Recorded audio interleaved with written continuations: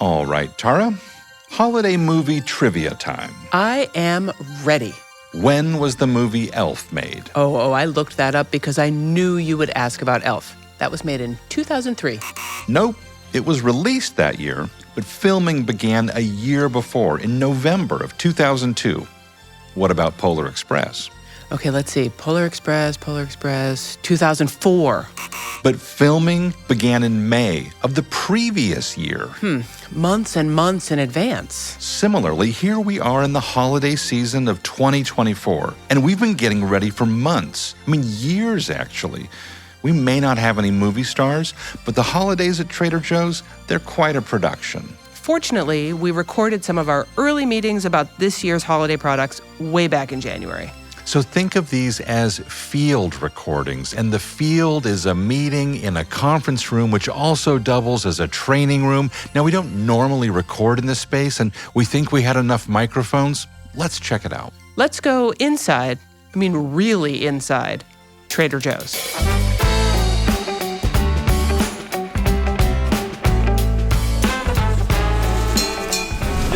I'm Tara Miller, Director of Words and Phrases and Clauses. And I'm Matt Sloan, the Culture and Innovation Guy at Trader Joe's. As any good host or hostess knows, the holidays require planning. And so we've been working. We don't have any elves, just crew members, researching, searching, talking with vendors all over the world, trying out possible new products, making suggestions about how to improve last year's things. And then right after the holidays ended last year, our product development team brought out all their hard work and did a little show and tell. And taste. The top secret Trader Joe's tasting panel evaluates every possible product to make sure that each would provide value for our customers. It is top secret.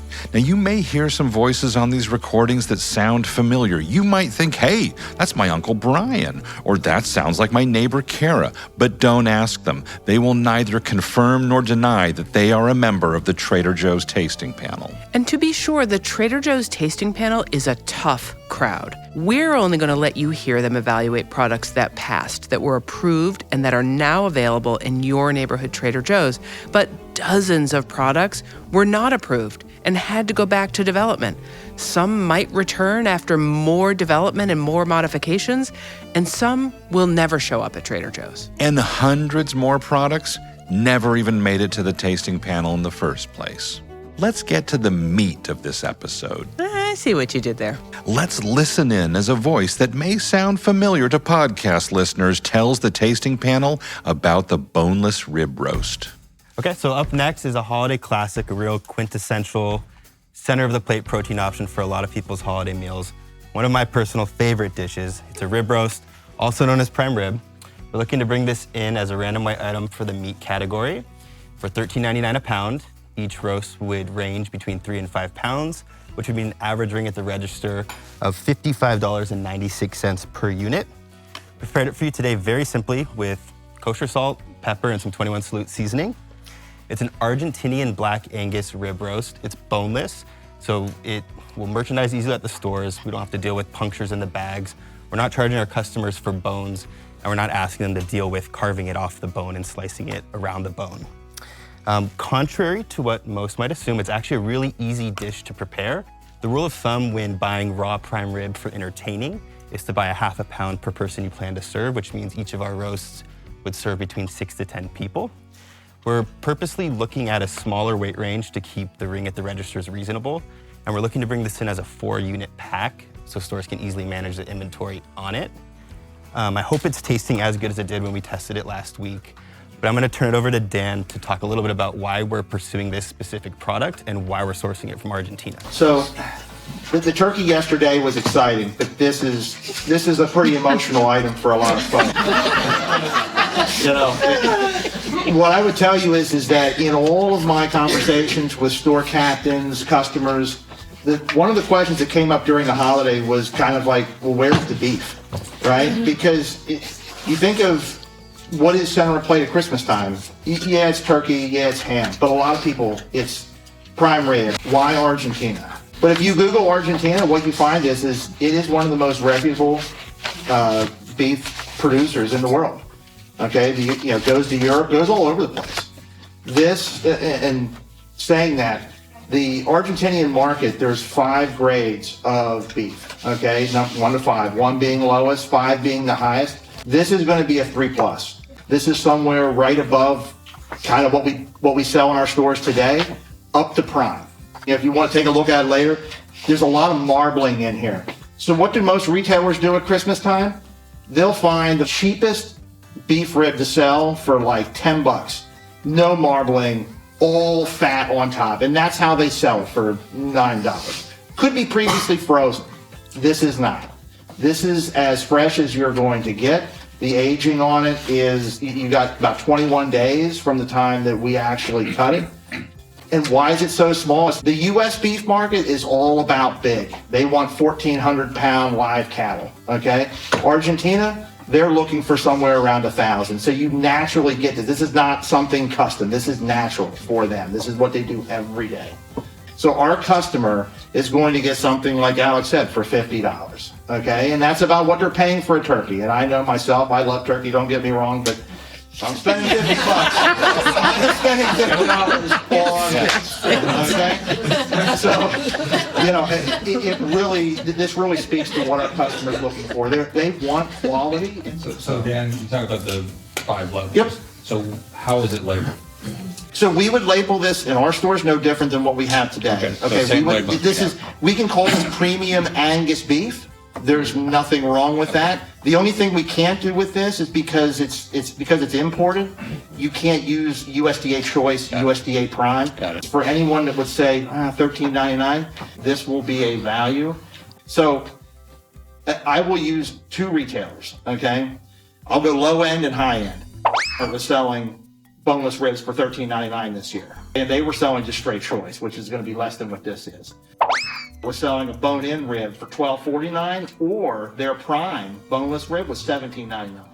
How is the supply? I mean, So Argentina has not had the droughts that we've had here. Anyone that would like to go on a short trip to Argentina, okay, to go see this, you know, the Pampas region there where the cattle is raised, it's very beautiful, it's very lush. They get rain every year. They're not in drought conditions. there's plenty. There's plenty. Not like the shrimp. There's plenty. First off, from an emotional level, you had me at marbling. So thanks. I don't know if our customer's ready to walk into our store today and put $100 down on something. Okay, but this, yeah, 50, that's more palpable for them because they're already paying it for turkeys. So who else is doing beef from Argentina? Organic beef is pretty much all imported from whether it's Australia, Uruguay, South America. On beef, it's very few and far between because the retailers, they brand their whole meat department USDA Choice, USDA Prime. They do that. This is very unique. I think people will have to get kind of strategic this year because, again, where beef prices are going and where they're going to stay for the next couple of years, it's going to be very, very interesting where they go. You'll see Argentinian beef on menus, and it's partially grass-fed, isn't it? Yeah, it's grass-fed the majority of its life, but then the last 150 days, it's pure corn. So that's why you get the taste out of this. It's pure corn. Do the cows moving? Oh no, it's corn time. Keep it. The countdown clock. What's the shelf life? Is it 21, 30? This will be about 21 days from DC, if not slightly more, but that'll be what we guarantee. And then the spec would be 3 to 5 pounds, or? Yeah, it's going to hit about 4, but we don't want to just say that we wouldn't have anything big. You're going to see mostly 4, 3 to 4. I think 3 is probably too small. Honestly. Yeah. I'm not worried about the price. I'm more worried about people having enough for their dinner. You know. Yeah, that's fair. Last week when we tested, we cooked a 3-pound, just 3 1/4, and we made 7 very nice slices from it. And it actually wasn't that hard to slice. If you're okay eating it, and there's usually someone who likes it a little more well done. It's okay. I think a round of applause.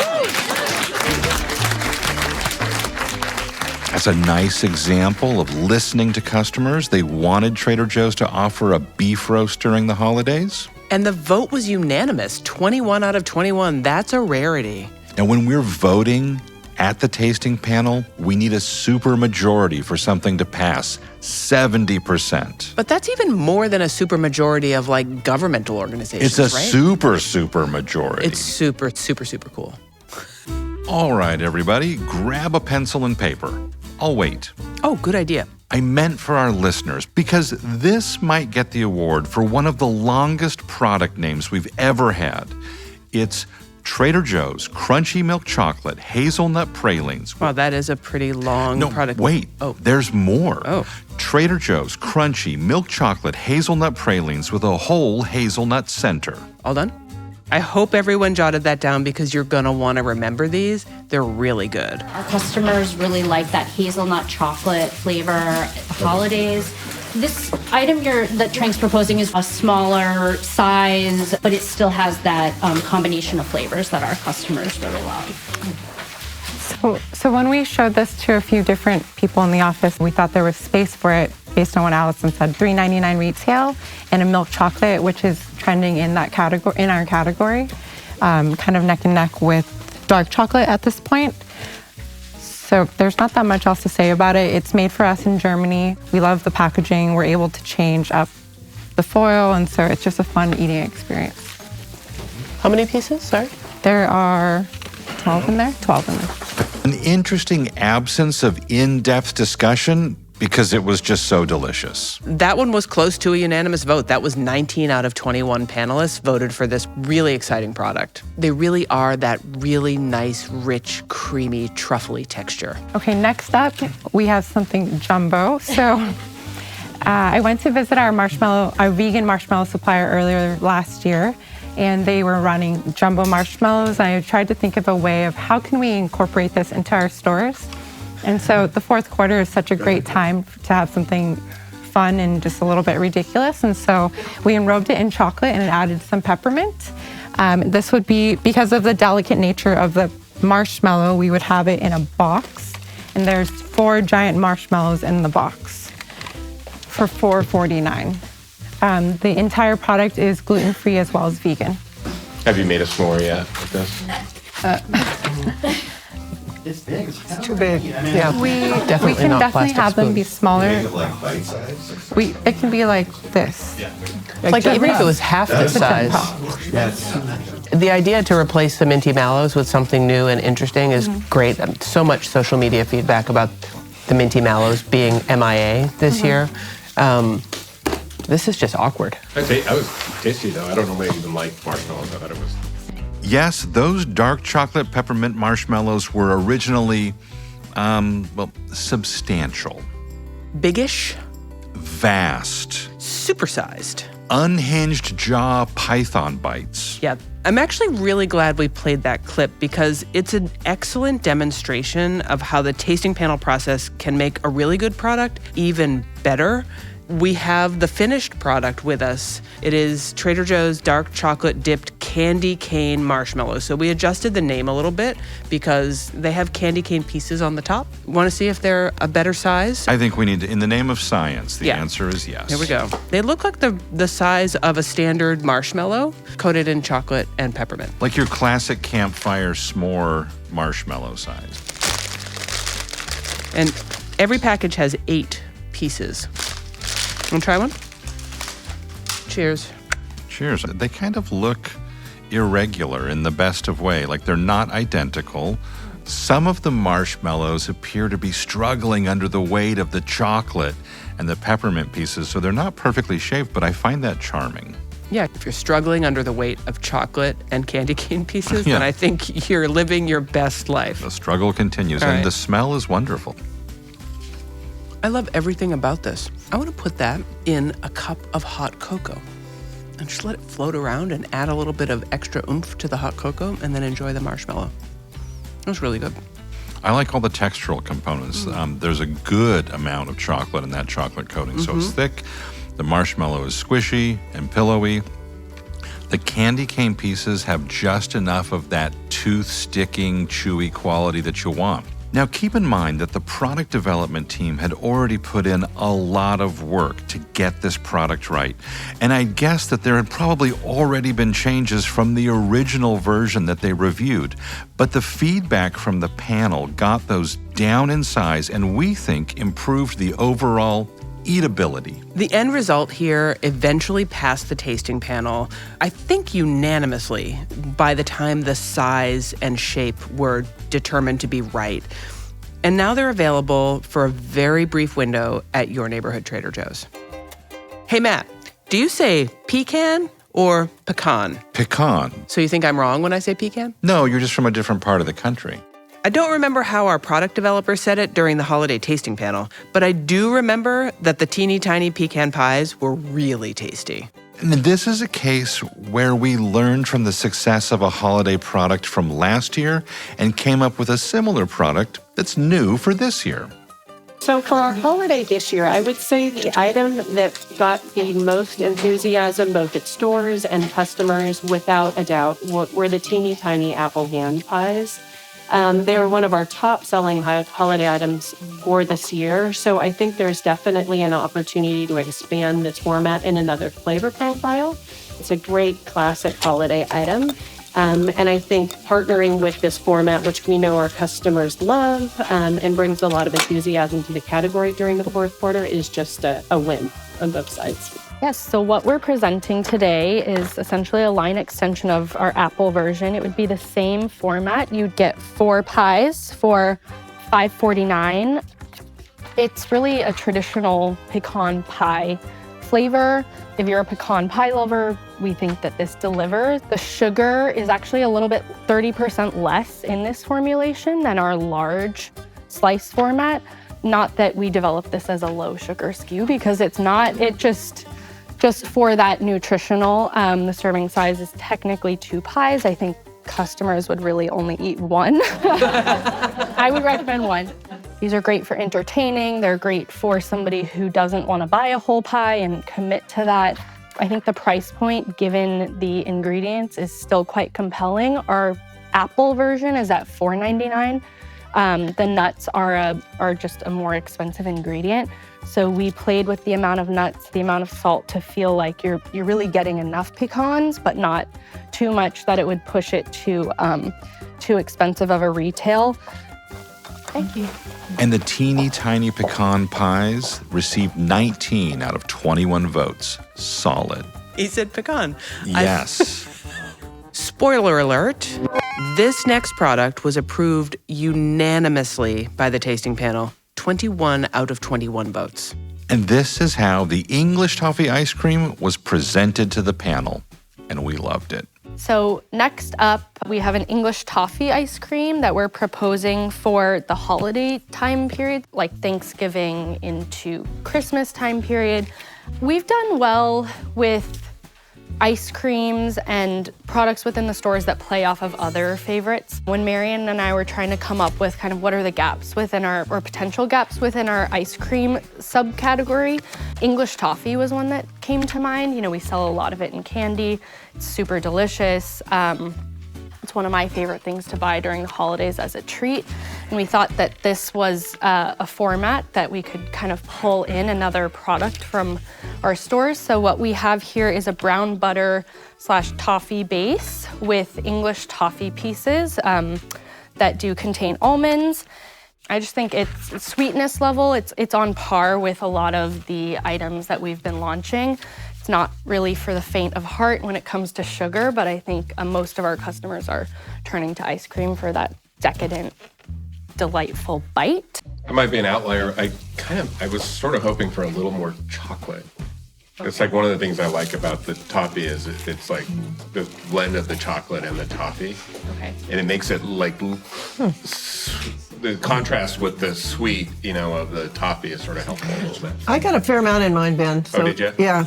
I mean, you can see it on the pieces I've got. So maybe you got either that or you just got a bad scoop. Eat some more of it. Super smooth ice cream. It's really good. You didn't hear a lot of questions or discussion about that ice cream, and there are 2 reasons for that. Okay, reason number 1, our mouths were full. And reason number 2, sometimes at the tasting panel, everyone is speechless because the product is perfect, as is. So pick up some English toffee ice cream before it runs out. 21 out of 21 tasting panel members thought you'd love it. Matt, it's hard to believe the holidays are here. It's really hard to believe that we're only a month away from the holiday tasting panels for next year. Gosh, that's true. You know, we only have one more episode of Inside Trader Joe's to share with you this year. It'll be in your podcast app inbox if you hit that free subscribe or follow button. It is free and worth every penny. Until next time, thanks for listening. And thanks for listening. And happy holidays.